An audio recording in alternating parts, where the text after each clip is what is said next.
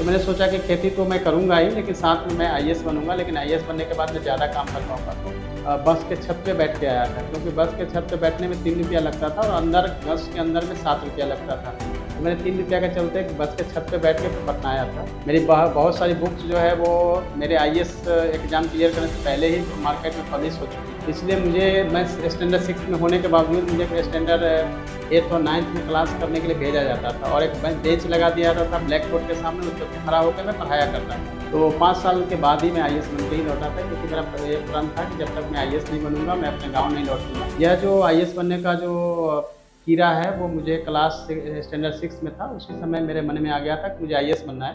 Hi everyone, आप सभी का स्वागत है फिर से हमारे एक और न्यू पॉडकास्ट वीडियो में। दोस्तों, आज की इस पॉडकास्ट में हमारे साथ है आईएएस रंजीत सर, जो कि सर के जर्नी जानिए कैसे सर संघर्ष करके आईएएस बने। अब विद्यार्थी लोग भी कैसे सर के जर्नी को जानकर गर्व होकर और आप भी आगे बढ़ सकते हैं अपनी लाइफ में। सर की स्टोरी बहुत ही इंस्पायरफुल है, तो आप वीडियो को एंड तक जरूर देखिएगा और सर से कुछ प्रश्न सवाल भी करेंगे। तो सर, बहुत बहुत स्वागत हमारे चैनल पे। Thank you so much Rohit. Sir, अपने बारे में बताइए हमारे दर्शकों को। एक्चुअली क्या है कि मैं आईएएस 2008 बैच का हूँ। 49th रैंक के साथ मैं आईएएस में आया। इससे पहले मैं पटना यूनिवर्सिटी में पढ़ता था और चूँकि यूनिवर्सिटी टॉपर लिस्ट में रहा हूँ हमेशा। मैं अपनी बड़ाई नहीं करना चाहता, लेकिन मैं हमेशा टॉपर ही रहा हूँ हमेशा क्लास में को लेकर। और यह जो आईएएस बनने का जो कीड़ा है वो मुझे क्लास स्टैंडर्ड 6 में था, उसी समय मेरे मन में आ गया था कि मुझे आईएएस बनना है। और इसके पीछे जो मुख्य रूप से मेरे दादाजी थे वो भी मेरे को हमेशा इंस्पायर करते थे, या तो तुम खेती करो या आईएएस बनो। तो मैंने सोचा कि खेती तो मैं करूँगा ही, लेकिन साथ में मैं आईएएस बनूँगा, लेकिन आईएएस बनने के बाद मैं ज़्यादा काम कर पाऊँगा। तो बचपन में मैंने खेती भी की है, ऐसा नहीं कि मैंने खेती छोड़ दी है। और आज के युवाओं में सबसे बड़ी समस्या है कि वो खेत से दूर हो रहे हैं। खेती करना बहुत ज़रूरी है, क्योंकि अगर खेती नहीं होगी तो बच्चे हम लोग खाएँगे कहाँ से? तो युवाओं को खेती के प्रति भी जागरूक करने की ज़रूरत है, उनको वहाँ तक लेके आने की ज़रूरत है। रही बात मेरी जर्नी की, तो जर्नी मेरी बहुत स्ट्रगल से भरा रहा। और बचपन से ही मैंने बहुत स्ट्रगल किए हैं। पटना में आने के बाद भी मैंने बहुत हॉस्टल्स में स्ट्रगल किए और मैंने स्टडी की है।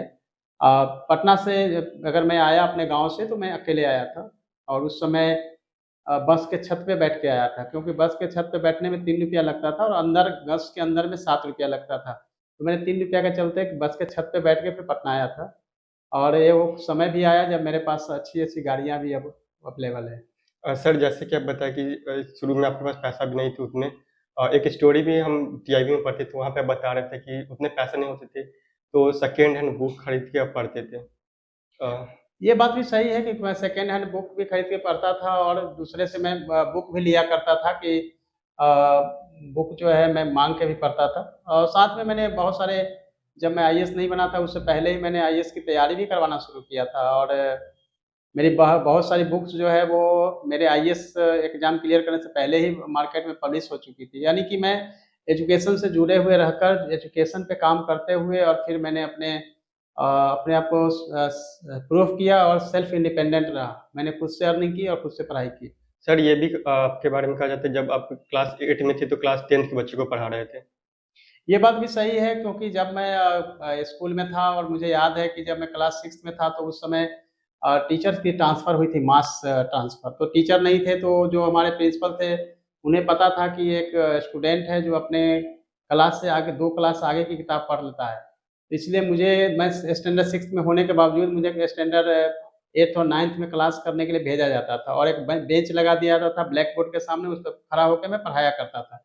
यानी मैं अपने कोर्स जो है हमेशा अपने क्लास से आगे के 2 साल के आगे के कोर्स को समाप्त करता था और बच्चों को पढ़ाता भी था अपने स्कूल में, जिसके चलते मुझे एक फ्लुएंसी आई और मुझे कॉन्फिडेंस आया, जिससे मेरे को आईएएस एग्ज़ाम क्लियर करने में काफ़ी कुछ मदद मिला इसमें।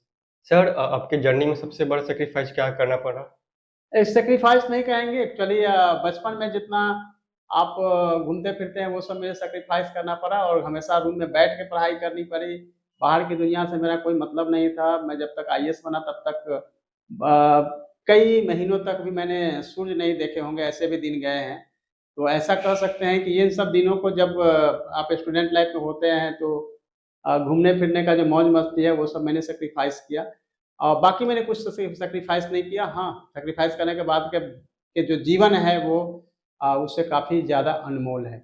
सर जैसे पटना से आपके घर की दूरी मात्र 50 किलोमीटर है, बट आप चैलेंज लिए थे कि जब तक आईएएस नहीं बनेंगे तब तक घर नहीं जाएंगे। कितने वर्ष तक आप घर नहीं गए थे सर? एक्चुअली मैंने ये प्रण लिया था पटना आने के बाद, और जब मैं 10+2 में था तो मैंने प्रण लिया। 5 इयर्स तक मैं नहीं गया था घर, और जब मैं आईएएस बना तो फिर घर पहुंचा तो आसपास के गांव के लोगों ने भी काफ़ी मुझे वेलकम किया, और ये मेरा प्रण था कि मैं गांव नहीं जाऊंगा। हालांकि गांव जाने में 1 घंटे का ही रास्ता था, मेरे मम्मी पापा आके मिलते थे। तो 5 साल के बाद ही मैं आईएएस बन के ही लौटा था, क्योंकि मेरा ये प्रण था कि जब तक मैं आईएएस नहीं बनूंगा मैं अपने गाँव नहीं लौटूंगा। ये ट्रू स्टोरी है। सर जो भी स्टूडेंट देख रहे हैं वीडियो को, वो भी कहीं ना कहीं आईएएस बनना चाहते हैं तभी वीडियो देख रहे हैं, तो सर वो कैसे प्रिपरेशन करे? देखिए, वो 2 तरह के हमारे अभी ऑडियंस आपको देख रहे हैं। एक तो वो है जो एस्पिरेंट्स हैं, जो आईएएस बनना चाहते हैं, आईएएस की तैयारी करना चाहते हैं। तो उनके लिए मैं कहूँगा कि अगर आप लगातार पढ़ाई करते हैं, स्टडी करते हैं, जिसमें 2 तरह का एनसीईआरटी बुक्स और टेक्स्ट बुक जो है, उस पे अगर फोकस करते हैं और डेली कम से कम जो है 8 से 10 घंटे की स्टडी कंटिन्यू, मतलब कंसिस्टेंसी के साथ अगर आप स्टडी करते हैं, तो आप निश्चित रूप से आईएएस बन सकते हैं। लेकिन इतना ध्यान रखना है कि आईएएस बनने के चक्कर में 2-3 अटेम्प्ट में ही पता चल जाता है कि आप आईएएस बनने के मटेरियल है या नहीं। ऐसा नहीं हो कि आप आईएएस के चलते अगर आप में क्षमता नहीं है और लगातार प्रयास करते हैं, तो एक सेकंड ऑप्शन भी लेके चलना चाहिए। क्योंकि मैंने बहुत सारे ऐसे अपने सीनियर्स को देखा है जो उम्र के एक पड़ाव के बाद, क्योंकि इसमें एज लिमिटेशन आप देखते हैं कि 32 इयर्स प्लस जो रिजर्वेशन कैटेगरी में उनको और भी एज मिलता है, तो वो अगर वो नहीं कर पाते हैं तो कहीं के नहीं रहते हैं। यानी स्टेट पीसीएस में अगर उन्होंने अच्छा किया तो स्टेट पीसीएस में आ जाते हैं। लेकिन आपको देखना पड़ेगा, हाँ, लेकिन जो अभी 9th में है, 10th में, 11th 12th में है और वो आईएएस बनना चाहते हैं, तो उनके लिए बहुत परफेक्ट टाइम है कि आप कर सकते हैं। और जो ग्रेजुएशन के फर्स्ट ईयर में भी है तो उनके पास भी चांस है, अभी से स्टडी करें। कॉलेज के समय में खूब पढ़ाई करिए, अपनी जो सिलेबस है यूपीएससी का वो पहले खत्म करिए, ग्रेजुएशन के साथ साथ खत्म करिए, तब आप आईएएस बन सकते हैं। तीसरे टाइप के वो हमारे आपके जो ऑडियंस हैं, वो है जिनके जो ऑलरेडी उनके बच्चे हैं, वो बच्चों में देखना चाहते हैं फ्यूचर। तो बच्चों को जो आईएएस ऑफिसर अच्छे से उन्होंने प्रिपरेशन किया है, या बड़ी-बड़ी कहानियाँ हैं, या आप यूट्यूब पे अगर इंस्पायर करने वाले आईएएस ऑफिसर की कुछ भी वीडियो देखते हैं, तो बच्चों को दिखाएँगे तो वो इंस्पायर होंगे।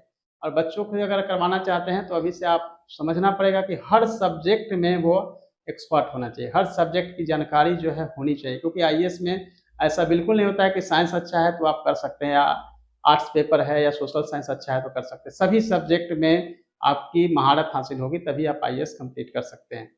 मेरी तरफ से यही है, और आप सबके लिए एक संदेश है कि आप हमेशा जो है अपनी सोच जो है ऊँचा रखें, क्योंकि आपकी सोच पे डिपेंड करता है कि आप जीवन में क्या हासिल करना चाहते हैं। क्योंकि जब आप सोचते हैं उसी के हिसाब से आप एक्ट करते हैं, काम करते हैं और फिर आप अचीव करते हैं। यानी आप अपने थिंकिंग को हमेशा हाई रखिए, अपने मोरल को हाई रखिए, अपनी सोच को बहुत इस लेवल तक रखिए कि आपको हमेशा इंस्पायर करे, अपने मूड को हमेशा पॉजिटिव रखिए, किसी भी हालत में अपनी नेगेटिविटी को आने नहीं देनी है। हमेशा सकारात्मकता सोचनी है, सकारात्मक तत्वों के साथ, सकारात्मक मूड के साथ और सकारात्मक वातावरण में पढ़ाई करेंगे, आप निश्चित रूप से सफल होंगे। इसके लिए ज़रूरी नहीं है कि आपको बहुत सारी चीज़ों की ज़रूरत हो, क्योंकि संसाधन अभी बहुत सारे आ गए हैं। संसाधन आपके पास इतनी अधिक है कि सोशल मीडिया के द्वारा पढ़ाई हो रही है, आपको सब कुछ जो है फिंगर टिप पे अवेलेबल है, अब शहर जाने की भी ज़रूरत नहीं है, गाँव में सब कुछ अवेलेबल है। तो आपको सफल होने के लिए अभी चांसेस बहुत हैं, सीटें भी बहुत सारी आ रही है।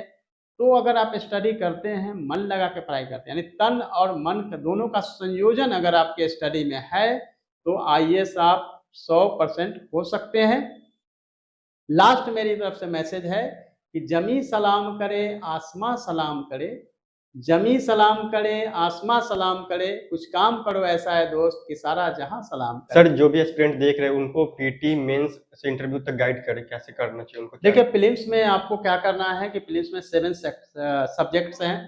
History and culture, geography, polity, environment and ecology, science, current affairs, बस। उसके हिसाब से अगर देखेंगे तो हिस्ट्री में आपको ओल्ड एनसीईआरटी की जो बुक्स हैं 11th 12th की, उसको पढ़नी है, जिसमें आप देखेंगे कि राम शरण शर्मा की है, और फिर बिपिन चंद्रा की मॉडर्न है, सतीश चंद्रा की मेराइवल है। तो ये 3 बुक जो है वो 11th 12th की बुक में मिलती है, प्लस आपको नितिन सिंघानिया की जो आर्ट एंड कल्चर है वहाँ से आपकी हिस्ट्री हो जाती है। साइंस में क्या करना है कि 9th 10th की जो एनसीईआरटी की बुक्स उसको पढ़िए, और साथ में स्पेक्ट्रम की गाइड करनी है। उसके अलावा अगर ज्योग्राफी की बात करें तो ज्योग्राफी में 6 से लेकर 12 क्लास की एनसीईआरटी की बुक्स पढ़नी है और उसमें भी आपको न्यू वाली वर्जन है, न्यू जो एडिशन है उसको पढ़नी है। इकोनॉमिक्स में जो है बहुत सारे क्वेश्चन जो है पूछे जाते हैं, अप्लाइड क्वेश्चन होते हैं, इसलिए इकोनॉमिक्स टाइम्स अगर आप पढ़ते हैं और 9th-10th की एनसीईआरटी पढ़ते हैं तो आपके लिए इनफ हो जाता है। इन्वायरमेंटल एंड इकोलॉजी के लिए शंकर आईएएस के जो नोट्स हैं वो अच्छे हैं, उसको आप अपडेट करिए। और द हिंदू न्यूज़पेपर है, द हिंदू न्यूज़पेपर में सप्लीमेंट आता है साइंस एंड टेक्नोलॉजी पे, उससे आप अपनी तैयारी जो है उससे कर सकते हैं। और करंट के लिए 365 जो विजन है, विजन आईएएस का नोट्स है वो काफ़ी इनफ होता है, वहाँ से आप करंट की तैयारी कर सकते हैं। और पॉलिटी के लिए लक्ष्मीकांत की बुक, बस इतना करेंगे प्रीलिम्स आपका हो जाएगा। सीसेट के लिए आपको देखना पड़ेगा कि अग्रवाल साहब की जो बुक है रीजनिंग और मैथ उसको करना है, और पीआईयू की यानी कि प्रीवियस ईयर क्वेश्चंस का प्रैक्टिस करना है 8 साल के जो आपको दिए गए, ये आपका पीटी है। उसी तरह से मेंस में भी ये सब सब्जेक्ट हैं, मेंस में आपको खास तौर से फोकस रखनी है जो मैंने बुक्स बताए हैं। उसके अलावा आपको इथिक्स, इंटीग्रिटी, कॉम्प्रिहेंशन की किताब अलग से लेनी है। उसके लिए नोट्स जो है वो बाजीराव की नोट्स बहुत अच्छी है, वहाँ से आप कर लीजिएगा। बाकी हिस्ट्री, ज्योग्राफी, पॉलिटी सभी की जो मटेरियल्स है सेम रहेंगे।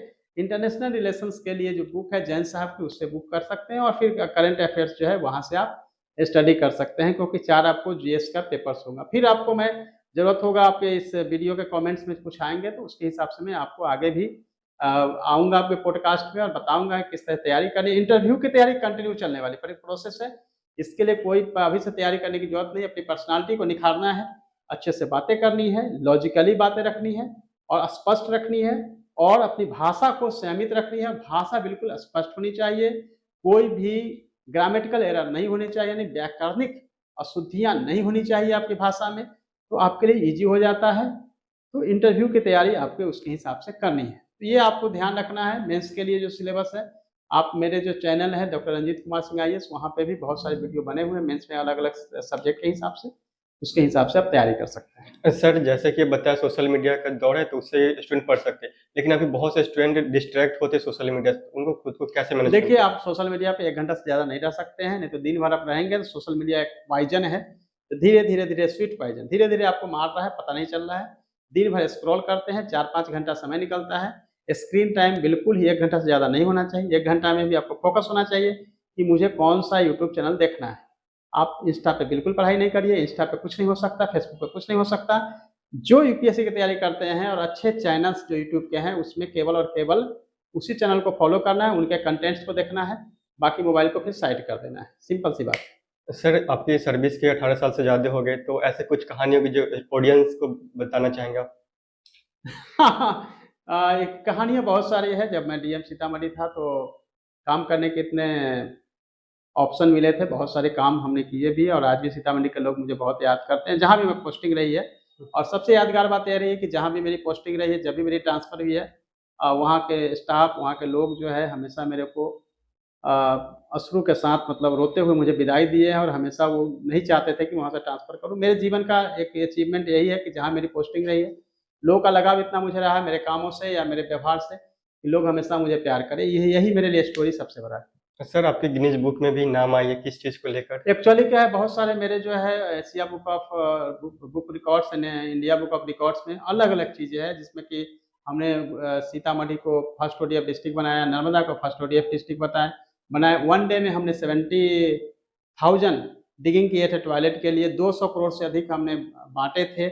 इसके अलावा देखेंगे कि हमने गुजरात में भी बहुत सारे ऐसे रिकॉर्ड्स बनाए हैं, जिसमें कि हमने बालिका पंचायत में पार्लियामेंट विधानसभा में हमने इसको ऑर्गेनाइज़ कराया था, जिसमें एशिया बुक, इंडिया बुक भी है।